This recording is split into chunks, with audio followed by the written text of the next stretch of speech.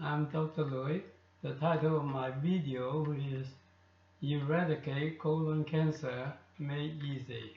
Currently, we have 7 techniques to fight against colon cancer.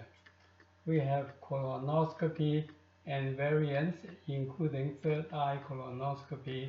We have sigmoidoscopy. We have CT colonography. We have double contrast Bram enema. We have single contrast Bram enema, including high voltage single contrast Bram enema.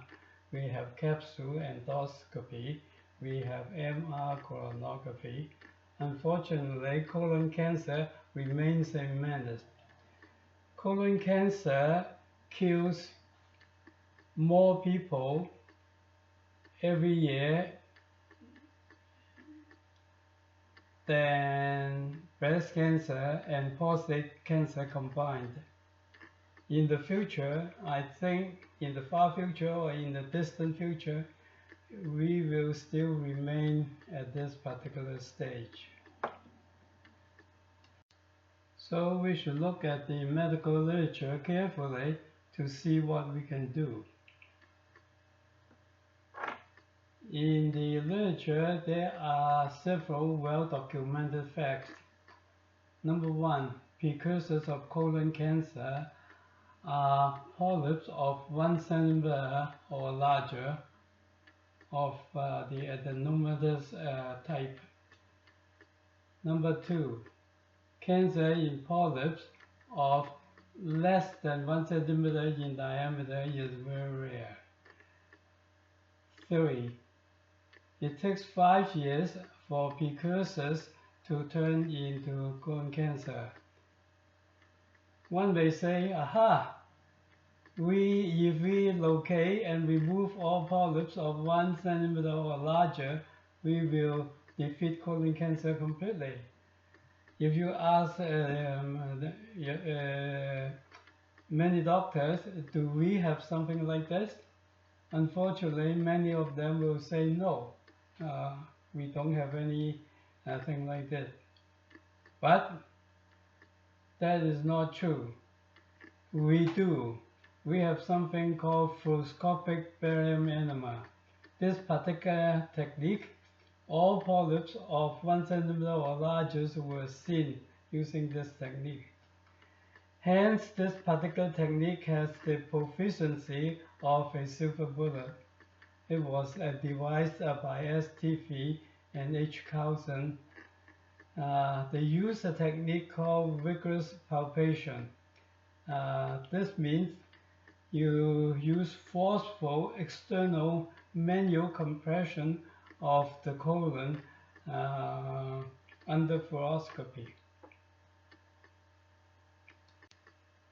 To use the silver bullet, you have to do several things. You have to do home stool test, FIT, as recommended by the American Cancer Society. Fluoroscopic barium enema, the name is not very informative, so it is best to change the name to compression barium enema. And vigorous palpation is very tedious, and so we should give that a little bit of help. We can use a pneumatic compression pedal. Many X-ray departments already have a compression pedal. It is something like this. If your department has a pedal like this, then you are all set to go. If you do not have a compression pedal, to make a homemade compression device called a compression cone is very easy. I went to a dollar store looking for a stick about 2 feet long, and I found this. And I also looked for a ball that is very hard and very light, and I found this. And in fact, I found 2 of them. I cut one of them into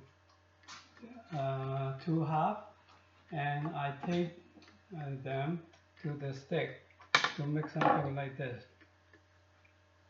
I also take a circular metal ring so I know where the compression device is. And I also tape a 1 centimeter metal bar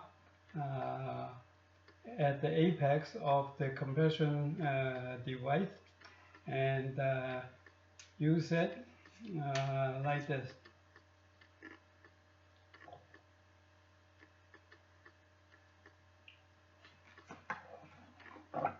Another way is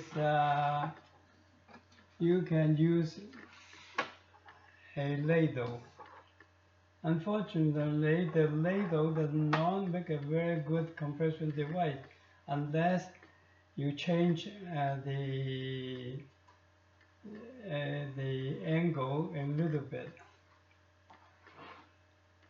So I use barbecue lighter, warm this part of the ladle and bend it until I get to this particular angle, and then I dip the whole thing in cold water and it will stay at this angle. And I also tape a metal ring here and also a 1 centimeter metal bar at the apex of the compression cone. It can be inside or on the outside, it doesn't matter. And it's also a good idea to tape a stick of some kind so that you have a bigger and longer handle.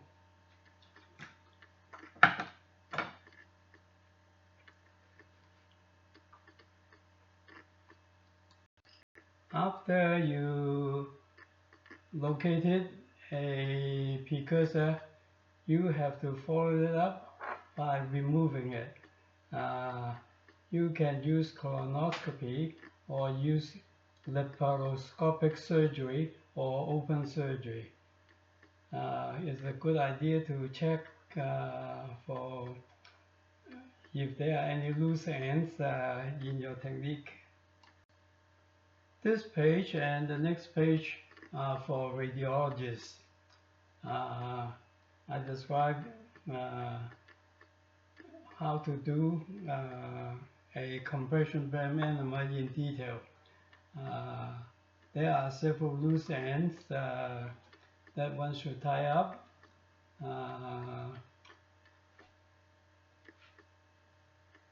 A patient who has an appointment at 9 a.m. on a Monday, and on the Sunday at 8 a.m. he ate a big breakfast, so that ruins the preparation. Another loose end is coli and coli. They are of the 4-liter type. Okay. The key of the technique is you apply forceful compression with your compression device until the anterior wall kisses the posterior wall. And when you see an image, you take a picture.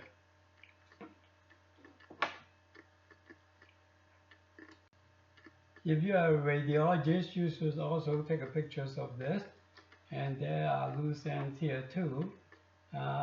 Before you image the rectum, you must do that before the patient evacuate.